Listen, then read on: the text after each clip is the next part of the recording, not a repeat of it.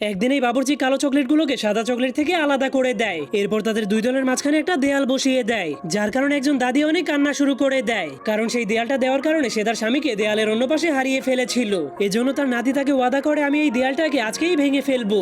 এরপর সে ওই দেয়ালটাকে ভাঙার জন্য একটা কুড়াল দিয়ে দেয়ালটাকে কোপাতে শুরু করে দেয়, যা দেখার পর তার বন্ধুরাও তাকে সাহায্য করার জন্য চলে আসে। কিন্তু সেই দেয়ালটা ভাঙতে গিয়ে তাদের কুড়ালগুলো ভেঙে যাওয়ার পরেও তারা দেয়ালটাকে ভাঙতে পারে না। কিন্তু তখন সে একটা বোর্ডের মধ্যে একটা রুটি বাবার ছবি দেখতে পায়, আর সেখানে লেখা ছিল এই রুটি বাবা দুনিয়ার সব সমস্যাকেই সমাধান করতে পারে। এই জন্য তারা তাকে ডেকে আনার জন্য একটা চিঠি পাঠিয়ে দেয়, যার কারণে পরের দিনে সেই রুটি বাবা তাদের সমস্যাকে সমাধান করার জন্য প্যারাশুট দিয়ে সেখানে চলে আসে। এরপর সে ওই দেয়ালটাকে ভালো মতো পরীক্ষা করার পর গ্রামের সব চকলেটদেরকে সেখানে ডেকে আনে। তখন সেই রুটি বাবার অ্যাসিস্ট্যান্ট গ্রামের সবাইকে একটি করে রং করার ব্রাশ দিয়ে দেয়, আর রুটি বাবা সবাইকে বলে, তোমরা সবাই সাদা দেয়ালটাকে রং করে নষ্ট করে ফেলো। এজন্য তারা সবাই সেই দেয়ালে আজে বাজে রং করতে শুরু করে দেয়। কিন্তু এরপর যখন সেই বাবুর্চি তার রান্নাঘরে ফিরে আসে, তখন সে দেখতে পায় সেই সাদা দেয়ালটা একদমই নষ্ট